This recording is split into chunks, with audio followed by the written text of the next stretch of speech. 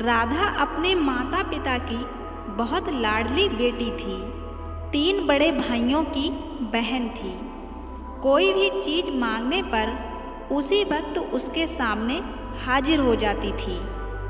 पूरे घर में उसी का रौब था। पूरे परिवार और नौकरों पर राजकुमारी की तरह हुक्म चलाती थी। स्कूल में भी पूरा रौब था उसका। बड़े घर की लाडली बेटी जो थी, ऐसे ही उसने कॉलेज में दाखिला ले लिया। उसके ठाट बाट, बड़ी गाड़ी में आना जाना, हर दिन नया फैशन देखकर हर कोई उससे दोस्ती करना चाहता था। थोड़े ही दिनों में उसके बहुत सारे दोस्त बन गए। पूरे कॉलेज में उसकी अपनी एक ही पहचान थी। इन दिनों उसके घर में एक रिश्ता आया। खानदानी लोग थे और पापा की पुरानी जान पहचान ही थी। उन लोगों के साथ में राधा के साथ कोई जबरदस्ती नहीं थी, पर राधा ने फिर भी शादी के लिए हाँ कर दी, क्योंकि वह अपने परिवार से बहुत प्यार करती थी।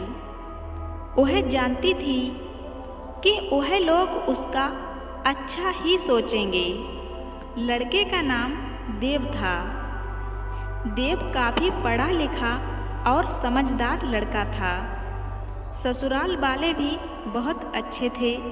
ससुराल में राधा की जगह वैसी ही थी जैसे कि मायके में। कोई भी काम राधा की सलाह के बिना नहीं होता था। सबकी लाडली बहू बन गई थी राधा। कुछ दिन बाद उसके घर में एक बेटे का जन्म हुआ, जिसका नाम राजा रखा गया। राधा अपने बेटे से बहुत प्यार करती थी, जो उसको जान से भी प्यारा था। नाती पाकर ससुराल वाले तो फूले नहीं समाते थे। राधा कभी कभी सोचती कि उसकी किस्मत कितनी अच्छी है।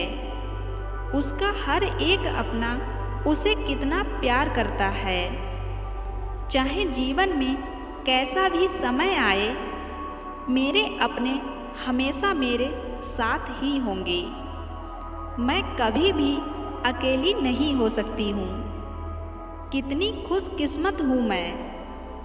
पर शायद राधा की खुशियों को उसकी अपनी ही नज़र लग गई थी। वह एक दिन मायके जाने की जिद कर बैठी। उसके पति देव को बहुत काम था, लेकिन वह फिर भी उसे ले गया। रास्ते में उनकी गाड़ी किसी दूसरी गाड़ी से टकरा गई। राधा, देव और राजा बुरी तरह से जख्मी हो गए।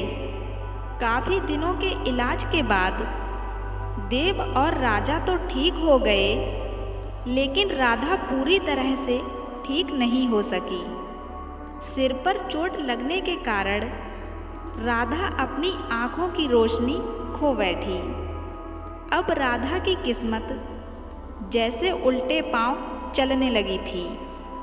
मायके वाले कुछ दिनों तक उसे मिलने आते रहे, फिर कभी कभार फ़ोन ही करके पूछ लेते कि अब कैसी हो तुम। धीरे धीरे ये सिलसिला भी कम हो गया। ससुराल वालों की सहानुभूति भी कम होने लगी थी। अगर घर में वह किसी को पास बैठने के लिए कहती तो उसे जवाब मिलता, बहुत काम है, अब तुम भी हाथ नहीं बटा सकती हो। उसका पति देव भी चिड़चिड़ा हो गया था। बस उसका बेटा राजा ही था उसके साथ, जिसके साथ हंसते खेलते उसका समय गुजरता था। एक दिन राधा के हाथ से कुछ सामान गिर गया, जिसकी वजह से उसके बेटे राजा को हल्की सी चोट लग गई। राधा के सास ससुर ने राजा को उससे अलग कर दिया कि कहीं उसके ना देखने की वजह से बच्चे को कोई नुकसान ना हो जाए। राधा अंदर से टूट चुकी थी। एक दिन उसने सबके सामने मायके जाने की इच्छा रखी तो देव उसे तुरंत ही मायके छोड़ आया, जैसे कि वह भी यही चाहता था। लेकिन उसके बेटे राजा को उसके साथ नहीं भेजा गया।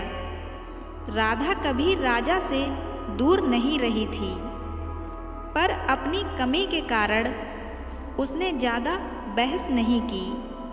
राधा को लगा कि वह 3-4 दिन वहाँ रहेगी तो थोड़ा हवा पानी बदल जाएगा, क्योंकि वह कितने दिनों से कहीं भी बाहर नहीं गई थी। घर वाले भी इतने दिनों बाद उसे देखकर कितने खुश होंगे। राधा के घर पहुंचने पर सब लोग बहुत खुश हुए। खाने में सब कुछ राधा की पसंद का ही बना था। उसने अपने मम्मी पापा और भाई भाभीयों से दिल खोलकर खूब बातें की। उनके छोटे छोटे बच्चे भी बुआ के साथ घुल मिल गए थे। रात को सोने के समय जब वह कपड़े बदलने गई तो उसे पता चला कि उसका बैग तो बहुत भरा हुआ था। वह सब समझ गई। वह बहुत ही उदास हो गई। कुछ दिनों तक तो सब ठीक रहा, फिर जैसे कि सब बदलने लगा। सबका व्यवहार उसके साथ बदल रहा था। वह लोग जैसे कि थक चुके थे उसके साथ रहते रहते। सब लोग घुमा फिरा कर पूछने लगे कि देव कहाँ है उसे ले जाने के लिए। वह बहाना बना देती थी, जबकि वह जानती थी कि उस घर में अब उसके लिए कोई जगह नहीं है। राधा से घर में चलते समय कुछ न कुछ नुकसान हो जाता था। थोड़ी बहुत टोका टाकी उसे सुनाई देती थी, वह भी उसे टाल देती थी। एक दिन उसके हाथ से एक कीमती फूलदान टूट गया। छोटी भाभी ने बहुत हंगामा मचाया। राधा के माता पिता रोज रोज के झमेलों से तंग आ गए थे। उन्होंने देव को खुद से फ़ोन कर दिया। देव आकर राधा को अपने घर ले गया। राधा को अपने मायके वालों से ये उम्मीद नहीं थी। जिस राधा के कहे बिना घर में एक पत्ता भी नहीं हिलता था, उस घर के लिए वह अब बोझ बन चुकी थी। देव के साथ ससुराल आते समय वह बहुत ही खुश थी, क्योंकि वह अपने घर जा रही थी, अपने जिगर के टुकड़े राजा के पास। लेकिन यह खुशी भी कुछ ही पल की थी। सारा बंदोबस्त पहले ही हो चुका था। राधा को सीधे ऊपर वाले कमरे में पहुंचा दिया गया और उसके बेटे राजा से दूर रहने की सख्त चेतावनी दी गई। एक कामवाली को उसकी जिम्मेदारी सौंपी गई, जो उसके खाने पहनने जैसी ज़रूरतों का ध्यान रखती थी। राधा ज़्यादातर चुपचाप ही रहती थी। कभी कभी कामवाली से थोड़ा बहुत बातें कर लेती थी। उसके जरिए ही उसके बेटे राजा का पता चल जाता था। सबकी लाडली बेटी और बहू सबके लिए लाडली से बोझ बन चुकी थी।